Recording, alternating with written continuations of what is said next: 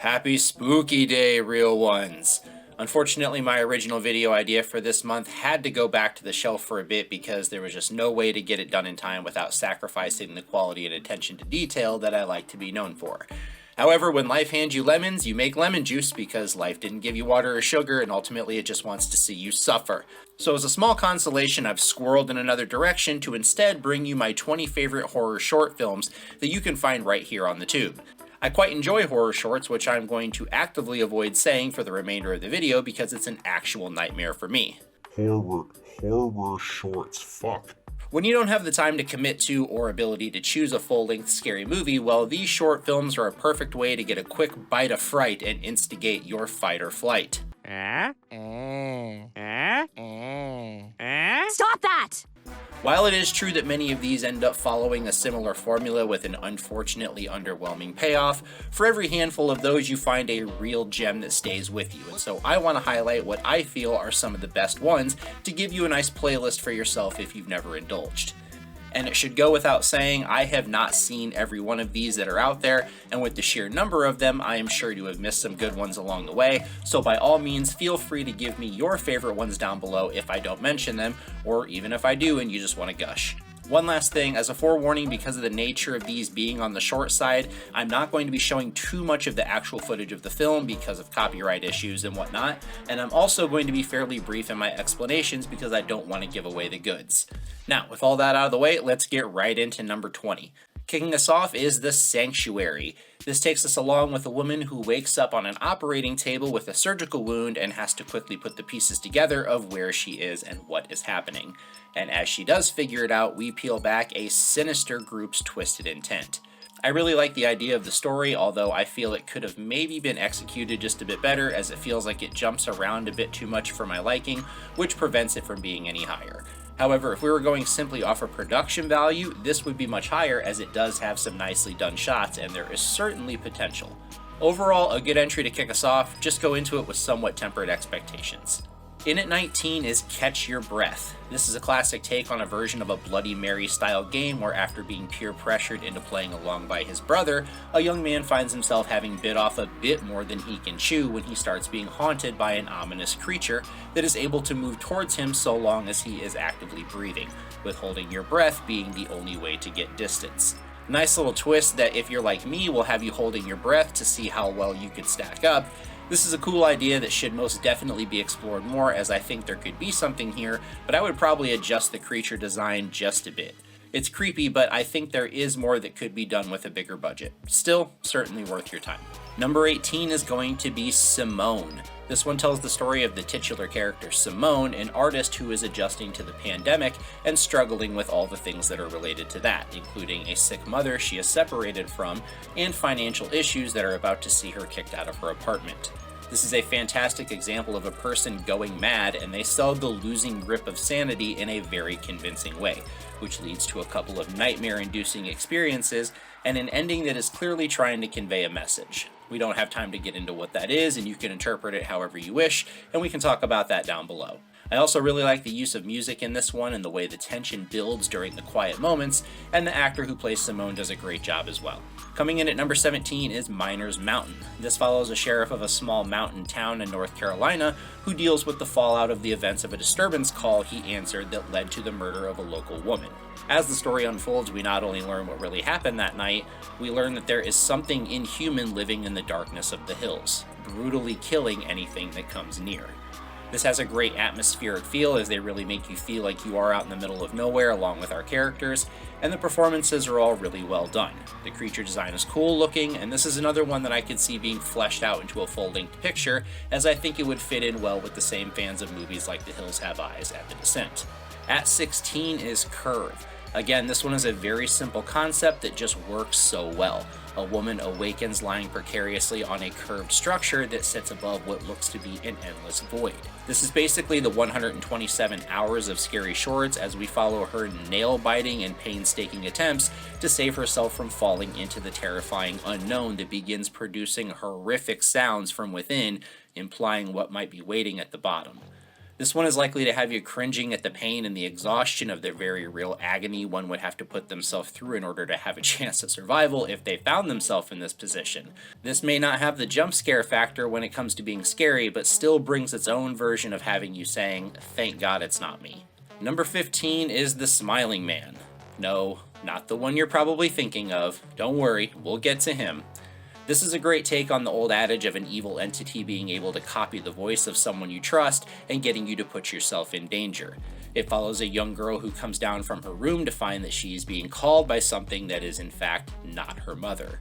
I toyed with putting the classic I Heard It Too that follows the same idea on this list as well, but I think this one has a great finishing scare and an actual creepy design for the thing that is supposed to be our monster, which if you're a veteran of these things you know that is often where the wheels come off for a short. Not here though, solid entry. For number 14 we have The Disappearance of Willie Bingham. This is one of those films that is not out to jump scare you, but is more set on just trying to disturb you psychologically for what you're witnessing. Set in a future where the government has radically changed capital punishment, and rather than being given the death penalty, anyone convicted of murder is subjected to a horrific set of surgical procedures intended to serve as a message to the rest of the population. Such is the case of Willie Bingham, and we follow along as he goes through this process. This has great performances and is all the more scary when you really think about this being a possible future if some sadistic folks were to get hold of the keys. Again, maybe not scary per se, but still, it'll stick with you. Lucky 13 is going to go to ASMR. Obviously from the title, this one uses the concept of someone watching one of those ASMR videos for relaxation that ultimately goes awry, and this one makes great use of a small scale setting and idea, with the entire thing really hinging on the creepy performance of the woman playing the host on the video. Sometimes less is more, and they are very effective with just a few well executed scares. I don't know about you all, but the idea of watching something on TV that suddenly begins communicating with you directly is truly chilling. This idea could be expanded upon into a full-length project, and I would be super interested. If you are going to watch this one, be sure to use the headphones too to really get the intended response. Number 12 goes to The Ballerina. This one is great for those of you with a fear of mirrors, or more specifically, what you see back not reacting in the way you are expecting. We follow a dancer who is practicing alone late one night in a studio and suddenly begins to realize that her reflection isn't exactly reflecting, and she soon finds herself in a horrific version of Horse with her malevolent other side. This one again is simple but clever, and for those of you who have seen the movie Us, you will know what I mean when I say that ballet moves can be a little creepy if done in a certain way and setting. If you do like this one, also check out the film The Mime, which I didn't include on this list because it's so similar to this one, but ultimately might have the better payoff depending on what scares you personally. This might be a little controversial, I don't know, but number 11 is Lights Out. This is probably the most popular one on the list and one of the most famous ones of all time, as it was so well received that it eventually spawned its own Hollywood big screen version in 2016 that was Anyway, just the simple idea of a figure appearing suddenly anytime in the shadows of a dark space, and your only saving grace to keep it at bay being the light around you, was a terrifying and very successful concept. The main jump scare that it's famous for may have lost some of its original pop that stays with you when you first see it, but this was the talk of the town when it first debuted over a decade ago, and there is absolutely no denying the film's place among the pantheon of the best of its kind. Cracking into the top 10 is Vicious. This one tells the story of a woman grieving after the recent mysterious death of her sister and finds herself being haunted by the same thing that may have caused it.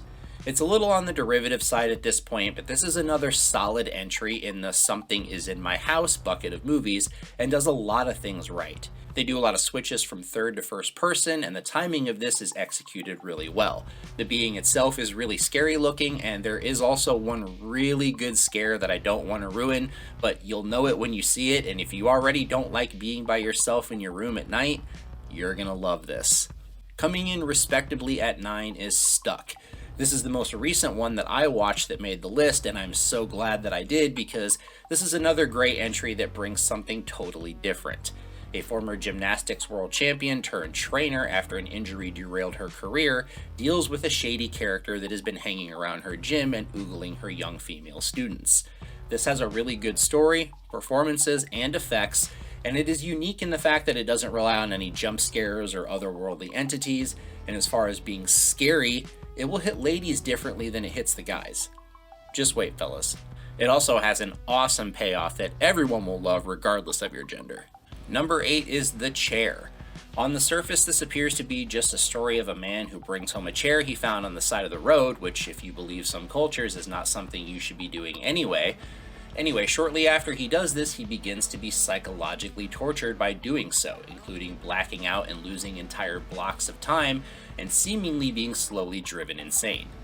However, further examination shows a horrifying artistic interpretation of a person's battle with Alzheimer's disease and the battles within to remember who you are as a person while inevitably slipping away. Or maybe you'll get something entirely different out of this, but either way, this is a fantastically written and performed film, especially the character of the girlfriend and her scary emotional switches. At number 7 is Man on the Train. This one is similar in feel to another more established short that you'll see a bit higher on the list, but genuinely might have the better jump scare of the two. Essentially, this is a tale of a woman getting onto a somewhat crowded train late one night, and after taking her seat and momentarily zoning out, finds herself suddenly seeming alone. Well, except for a lone individual sitting on the other side of the vehicle that begins to move rapidly towards her in an incredibly unsettling and chill-inducing way. While public transportation can be scary on its own, this obviously plays on the fear of being trapped helpless with something nefarious intent on doing you harm, and the moving of things quickly towards you. The ending could have been maybe a bit more, but this is a great little scare. 6 is going to go to 2 AM, or as more people know it, The Smiling Man. I'm fairly sure of the shorts on this list, this is the one that I saw first, and it has lived in my head ever since. Allegedly being based on a true story that was posted to a Reddit forum and then inspired this short film and assuredly probably influenced the Smile series, a lone person walking home late at night through the city has a terrifying encounter with a stranger sporting a massive scary grin affixed across their face.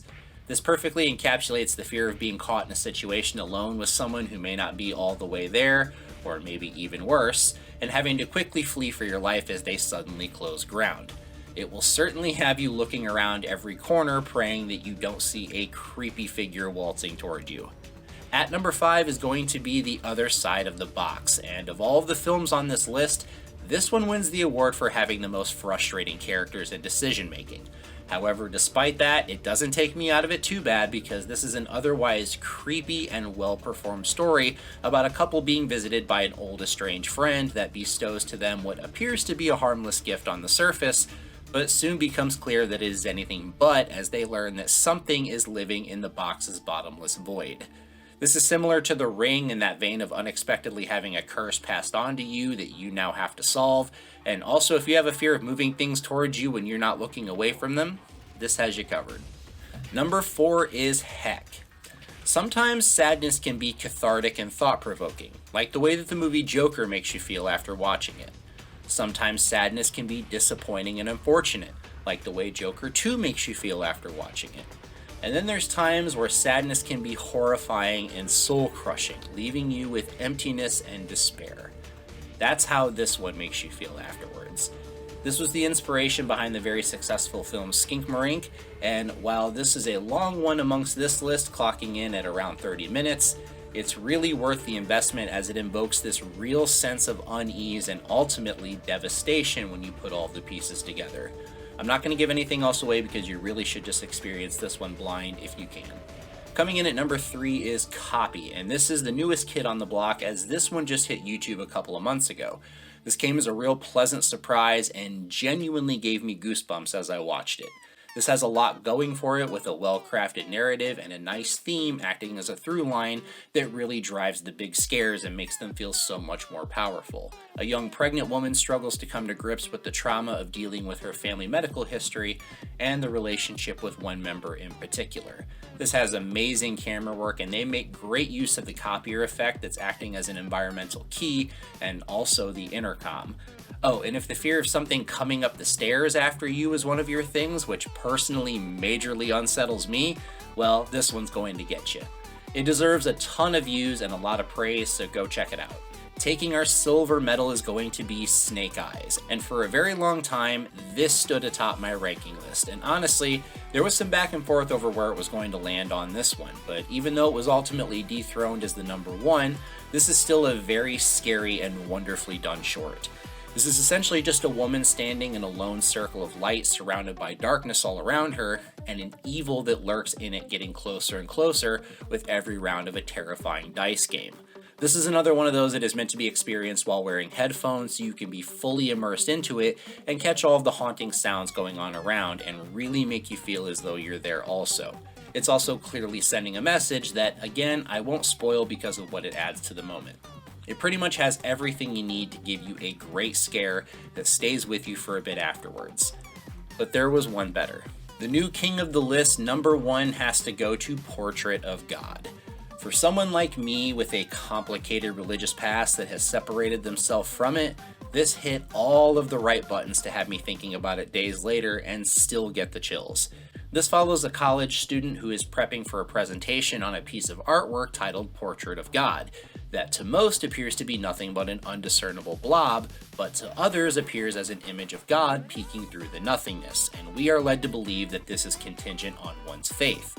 With our main clearly being a devout believer, it becomes obvious that her inability to see anything in the painting is troubling her internally. That is, until she does start to see something the longer she looks. For those of you who've watched my Emily Rose review, you know that things involving this and the idea of your level of belief opening you up to things does intrigue and spook me a bit, and so this is right up my alley and sits firmly affixed as numero uno. That's going to do it, everybody. Hopefully you found some new fright material to keep you busy this year as you plunder your kids' Halloween candy looking for those sweet free drugs everyone is always talking about. Anyway, y'all, let me know what you thought below and tell me what's your favorite short scary movie if I didn't give it any love here. Also, do the things to the buttons and make sure you hit up the Patreon or I will tell Steven Seagal where you live. I guess it wouldn't matter if I did because I wouldn't be there at the time. Speaking of that, just as a heads up for what we got planned for the remainder of the year, I will be working exclusively on completing the Seagal ranking, which I hope to have out next month sometime. And beyond that, I have a real story in mind that I've been researching, and I am also likely going to go back to supercut some of my longer episodes into single ones with all of the content on a topic in one place for you gluttons. My editing skills have gotten much better in the last couple years, and it is time to remaster those and make them look proper. So be on the lookout for all that in the next few months. As always, thanks for watching. See you on another time.